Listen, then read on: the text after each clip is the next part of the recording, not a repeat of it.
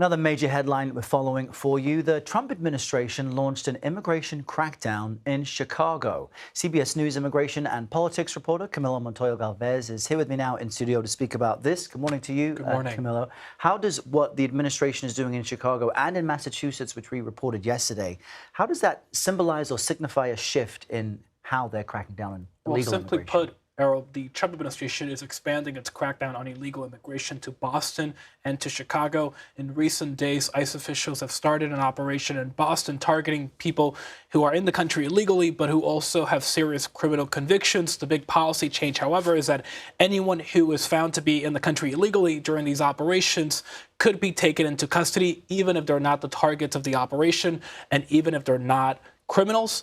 In Chicago, we know that several officials and resources have been staging at a naval station in the Chicago suburbs to launch this increase in immigration operations in Illinois, targeting, again, people who are in the country illegally and who have final deportation orders or criminal charges pending.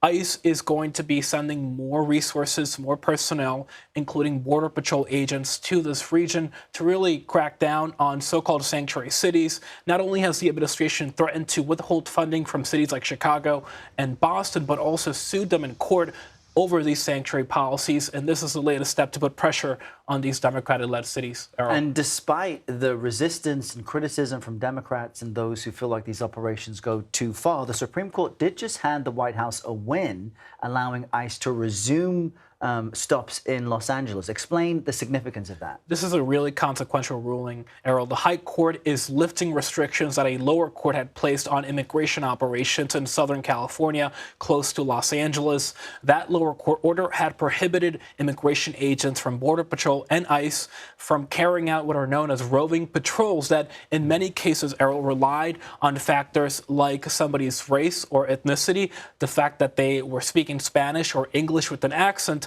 or their occupation, for example, as a day laborer. We saw ICE in Southern California, for example, raid Home Depots based on these factors. Those were outlawed, those operations, for several months, but now the Supreme Court has allowed them to continue, and this will also importantly undermine future lawsuits against ICE activity in places like Boston and Chicago. But that is just temporary, right? It's like a Yes. temporary But for the time being, ICE can decision. continue those operations. Okay, Yeah. we'll continue to watch this very closely. Camilo, thank you very much.